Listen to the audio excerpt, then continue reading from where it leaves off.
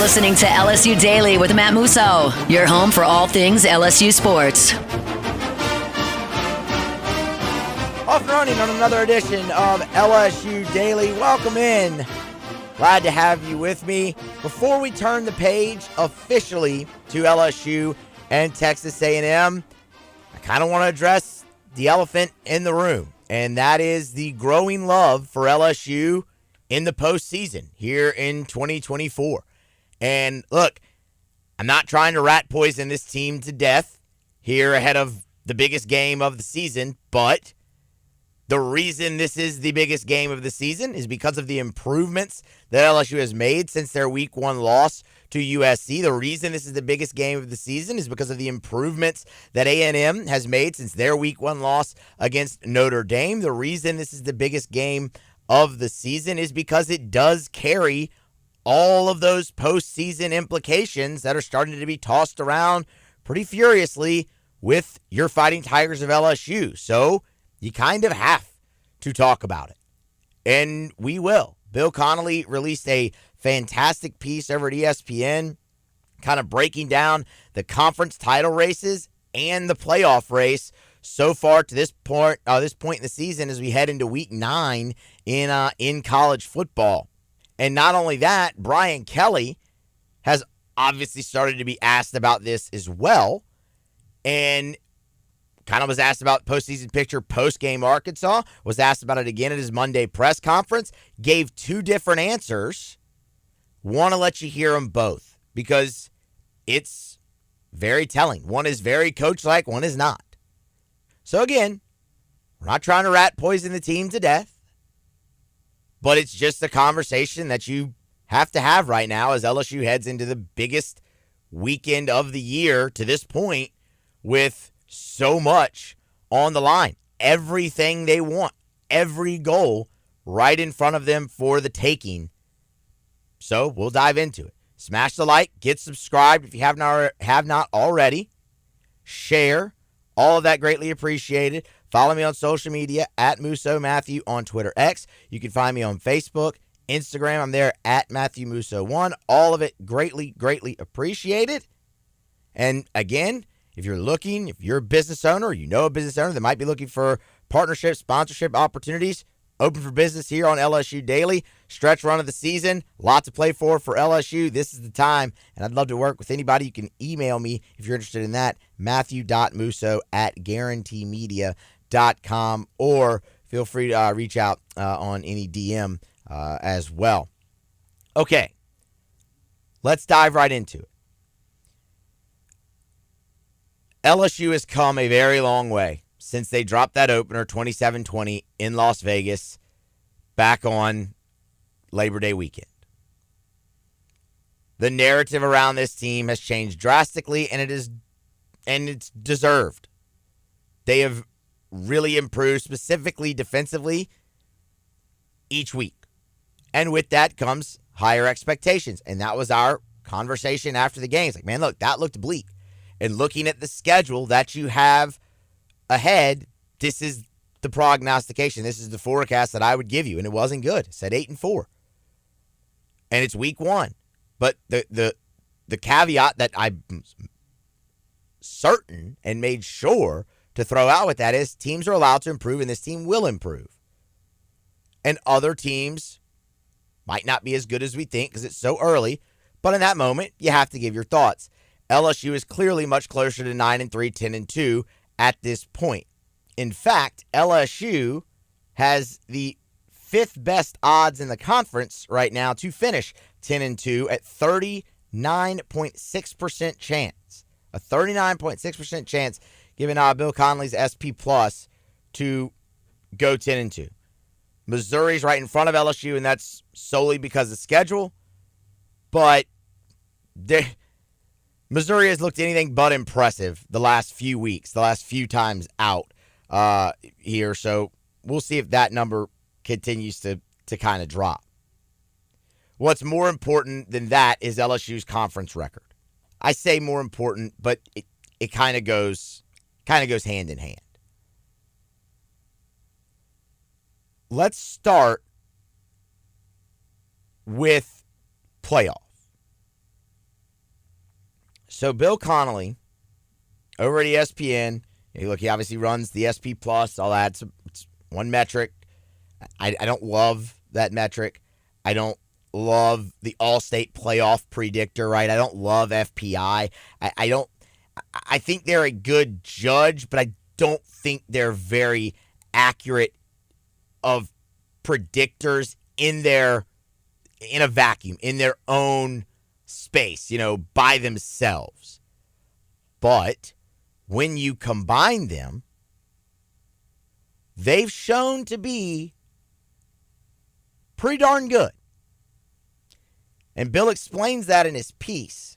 That a few years ago, he had learned that by combining poll averages, AP and coaches, with the computer ranking divide from SP Plus and FPI and then resume SP Plus, the strength of record, that he's been able to approximate the CFP's committee thinking pretty well. It's similar to the BCS. Go figure. It was a fantastic way to rank teams and determine who should play for a national championship. The problem is you were trying to get it down to 2 teams and not a playoff. The actual BCS system was great, and I'll fight anybody on that. The problem is you narrowed it down to 2 instead of multiple with it. Anyway, and he notes that it's been so accurate that it's when the committee's done something different, it has been noticeable to this combination of things. So his combo, to run it by real fast again, is the AP and coaches poll averages, and then the SP Plus and FPI and the resume SP Plus. So poll averages, power rankings, resume rankings. So in doing that, he put together what the CFP top 25 would look like if the committee were releasing rankings today. Excuse me. And LSU comes in at number 8. So they would be in the playoff. Now, their seeding might change, but LSU would be in the college football playoff. And that's not new this week. Every Monday, I look at bowl projections just to kind of get a feel for where other people around the country have LSU, and LSU popped up in the most CFP projections of any week so far this week. So everyone is taking notice of the Tigers. When you look at the race for the SEC title, that has gotten real muddy, real murky. LSU and A&M are the only 2 teams remaining in the conference undefeated in league play. We know that. You've already had that beaten to your skull since Saturday night. But with Georgia beating Texas, it really just threw everything into flux.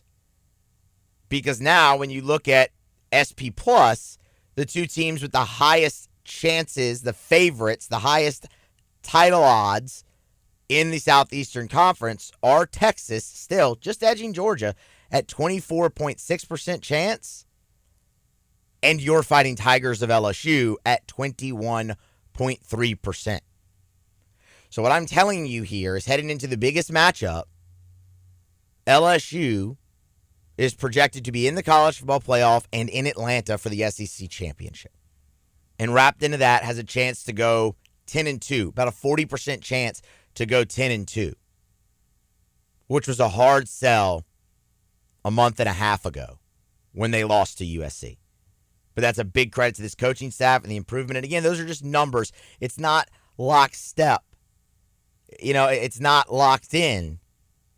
It's just a projection. It's just a forecast, and those can be wrong all the time. LSU has to go out on the field and continue to improve. But that's what's also is encouraging is you've seen them do that really week to week, especially over the last month. LSU arguably played their best game in their toughest spot Saturday against Arkansas. That's a great sign going a week before going on the road to Texas A&M. The Aggies will present plenty of challenges, and we will talk about those throughout the rest of the week. But LSU is 100% a playoff contender at this moment, And LSU is 100% an SEC contender at this moment. You just have to keep winning. And because of all of this, Brian Kelly is now being asked about it. We'll start with his answer post-game. This one was geared more towards the SEC championship, but we know that carries plenty of playoff implications. If you're one of the two teams in Atlanta, you're getting in. More often than not, unless this is just some random off year where like a 3-loss SEC team makes it to Atlanta. Which probably isn't going to happen very often. But more often than not, if you're one of the two teams in Atlanta, you're getting in. Obviously, because if you win, you get the automatic. If you lose, you're going to get an at-large. So, Kelly was asked more about the SEC championship, but again, that carries the playoff implications. Do the players and the team and the program feel like it is up for grabs at this point? And this is what Brian Kelly said post-game after Arkansas. I think that that's pretty clear that this group kind of understands that now, especially, with one game on the road, and then we go on a bye week, and then 3 out of 4 at Tiger Stadium. So I think they can now sense that they have put themselves in a pretty good position. Now they got to go earn it again on the road, but there's clearly a different way that they perceive the next 6 weeks. And I think by their standards, they believe they're getting better, and I believe they're getting better each and every week. And this is a good time to get better later in the year. I mean, y'all, Brian Kelly laid out the whole schedule there. That doesn't normally happen. You got one more on the road, then a bye, and you got 3 of your next 4 at home. Talk about the next 6 weeks lining up well, and they recognize it.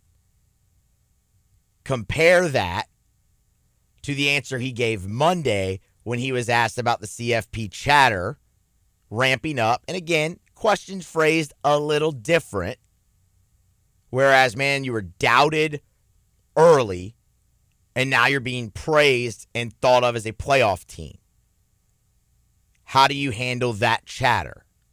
Yeah, I think there's been enough players that have been down this road before. And, we had to go to Alabama and win a football game, and we came up short last year. So they understand that this is a week-to-week thing, right? You win a game and everybody thinks you're great. You lose a game and everybody thinks you're a bum. So our guys stay in the present. They understand how important it is to stay grounded and focused on really what can they control. And I think they've gotten to that point where whatever the narratives are and whatever people are saying, we've already kind of covered it with them, in that what's really important is what you can control. That's the much more, expected coach answer. What's week to week?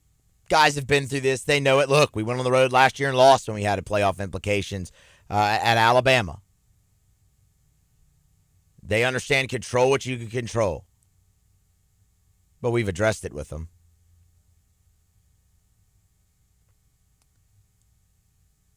You can control getting a win over A&M. But I think it's fascinating that he gives 2 different answers virtually to the same question, dealing with expectation going forward. And one of them is they sense it. They know. It sets up real well for you if you go get this win on the road down the last 6 weeks of the season. And the other is they understand that it's week to week. I like it. I think it's good for that team to have both sides of that, for that team to have the perspective of, look what's in front of you. It's everything you thought of. You've put in the work. You've gotten better, and there's still room for improvement. While everything is in front of you, and yes, you're being praised, and you should be, you still have to go win. But look at this. If you win here and you win this, look at what you can achieve. But you have to go win. And the only way you're going to do that is the preparation week to week, day by day, game by game. I see nothing wrong with that thinking, with that approach, when you have a mature enough team to handle that. And I believe that LSU does now in year 3 of Brian Kelly. Because the one thing that BK has been consistent on speaking every time since spring is the maturity of this team, the leadership of this team, and the preparation of this team.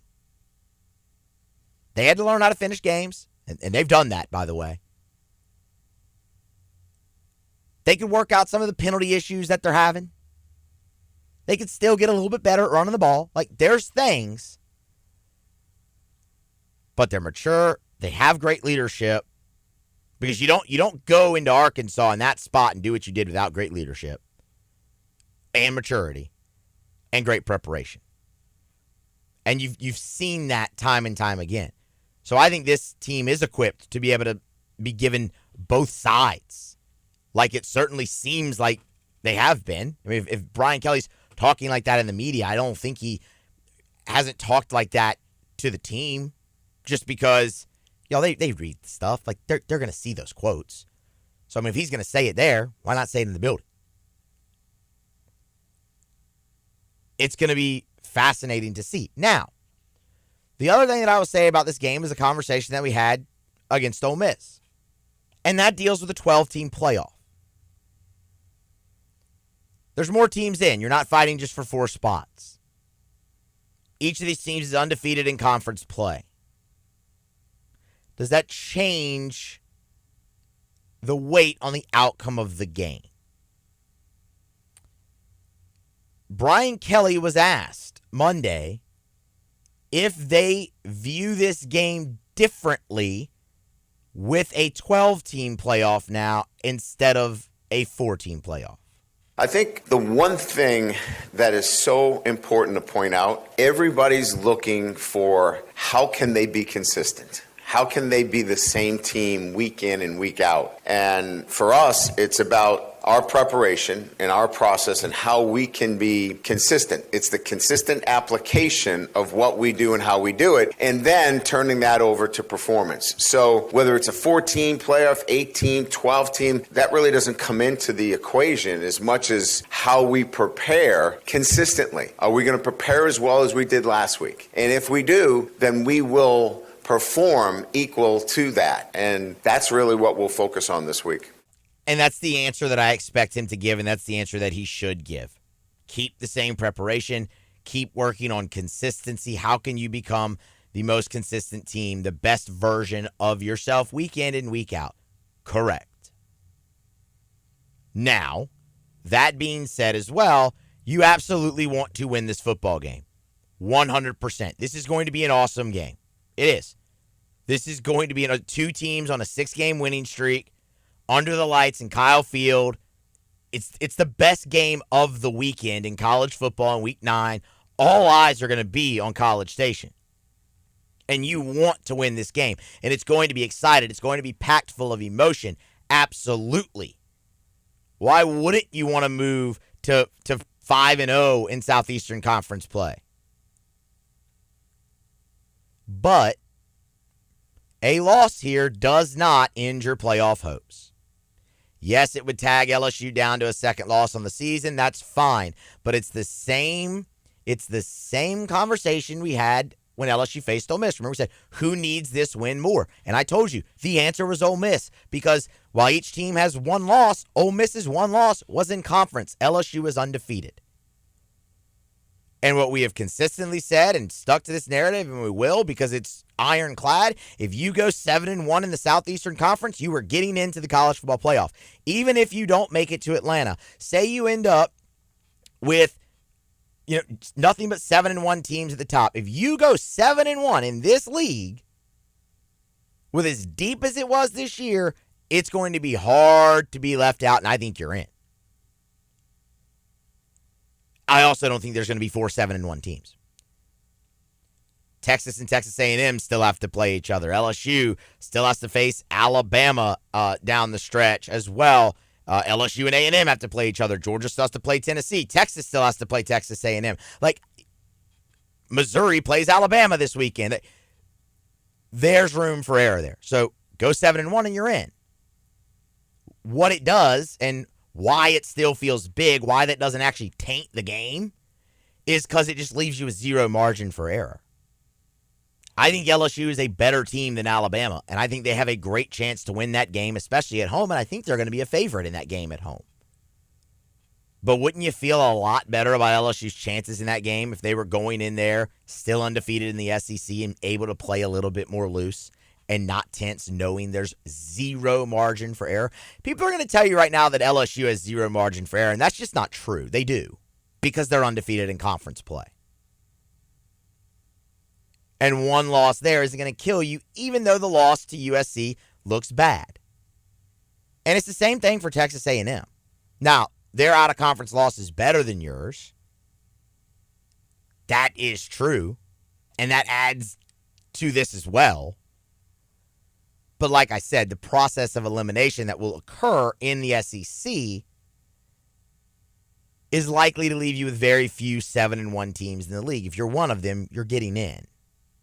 But for the sole purpose of you head into your bye week undefeated in conference with Alabama coming to town, that'd be a fun week. Fun 2 weeks. And Tiger Stadium would be a complete insane asylum again, as it should be. And your team would be able to play really, really loose. But I just want everybody to go into this week understanding that. You want to win. You're playing to win. You're going to be angry if you don't win. But it doesn't crush all your goals. In fact, all of them are still alive. That being said, go kick the Aggies' ass. Keep playing that tough defense that you are. Keep improving in the running game. You have the better quarterback in this matchup. Go win the game. Let's just keep the train rolling. It's a fun time right now. And again, one that many did not foresee a month and a half ago. Buckle up. Let's enjoy the ride. Y'all make sure to subscribe, like, share. All of that greatly appreciated. Follow me on social media. That's appreciated too. And be here next time for more on LSU Daily.